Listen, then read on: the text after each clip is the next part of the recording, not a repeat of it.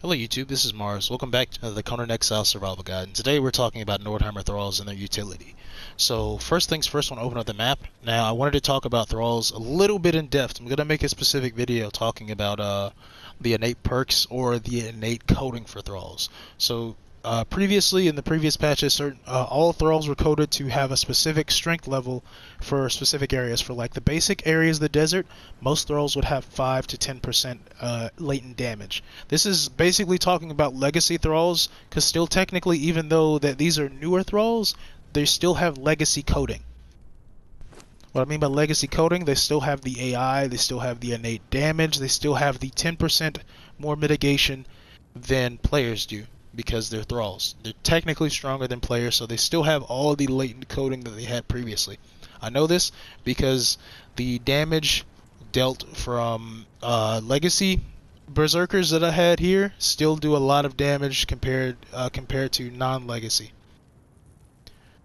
legacy level 0. So pretty much legacy is technically no longer as powerful as the newer Thralls, but they still have strength in them without having any attributes or any perks built into them. So that's what I'm saying. So like I said before, basic areas around the desert, 5% latent damage for NPC enemies, 5% here, 10% in the Mounds of the Dead, and in the volcano about 20%. Mounds of the Dead is around 15 to 20%. Sapermadu and Unnamed City around 15 to 20%. That's their latent amount of damage. That's what I'm going with for now. So Nordhimers, there's about 10 to 15% increased latent damage. So just damage already coded into those type of NPCs. So when you acquire them, they deal a pretty decent amount of damage. Now I wanted to compare my leveled up Janus and Leon versus leveled up Berserker, but unfortunately my Leon that I did level up and the Janus I had leveled up disappeared for some reason. I don't know why, but I do have a leveled up Dina Master Huntress, which I will be kind of making comparisons to the Nordhimer Fighter 3. But going into that, so let me show you Leon's and Janus' stats. They pretty much have the same stats. Their main focus is strength, agility, and vitality, which most Thralls are. Well, not most Thralls. Most Thralls. For most Thralls, you want to build up those 3 primary stats. So they have a lot of survivability. Now Leon has a really good stat spread just because like I feel like he's more of an attacker Thrall just by design. He has a lot of strength build up but lacks some vitality.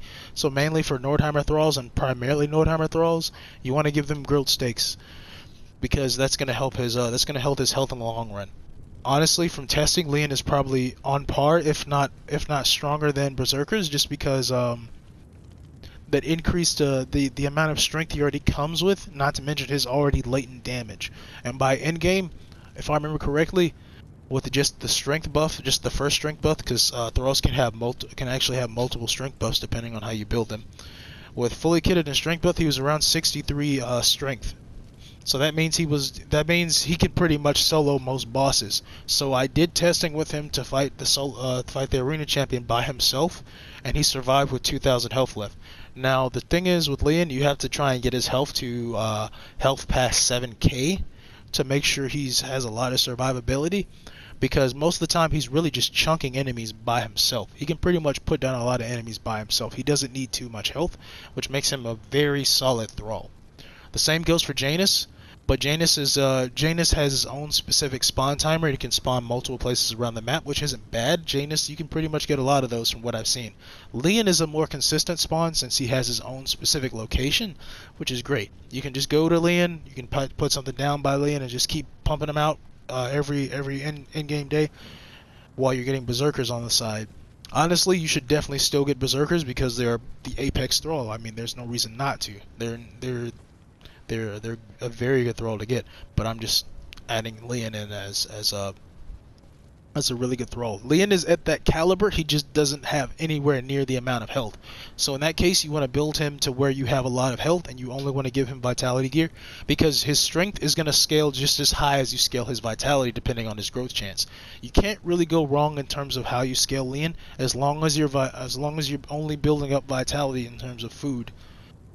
Now, the tier 3 fighters, Tier 3 fighters actually have pretty good value comparing it to Dina Master Huntress, since they have they start out with less stats compared to the archers, but just because his latent stats are better in terms of just overall melee and range damage, since archers don't really come with a whole lot of accuracy compared to fighter thralls, which, like I said, I'm going to go through in detail in another video after I get done testing. Archer thralls, named archer thralls technically have better stats, but at the same time their melee and range damage just is not as good as a fighter thrall. Now you see how the stat spread is here. The fighter thrall still technically has a bit more vitality, but its overall perks and other stats aren't nowhere near as good. But in the long run, it could still look like this leveled up Dina Master Huntress, if not better, because fighters should get similar stats to this, and it has more health. It has only 100 more points in terms of health, but at the same time, in the long run, it will become a better thrall depending on the amount of perks it gets. So this is the pretty much stats of the Dina Master Huntress. Okay, now I'm going to go straight into showing you the perk setup for Leon, and I'm going to transition from just showing the clips of where Leon is fighting bosses on his own without any other source of healing or backup from myself. Okay, so he made it to 7k. That's good. So he's somewhat decent. Ah, he got 3 points into it. Okay, he got an additional 3 points. Go for it, my dude. Go for it.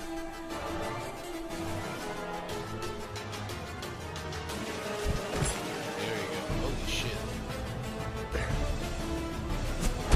You will have your horse out thunder. Curse you! Stealing sparks. You picked the wrong fight!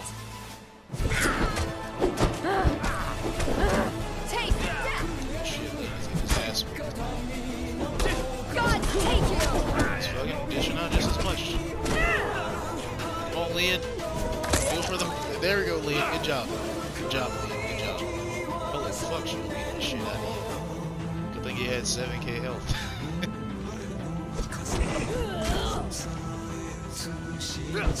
There we go.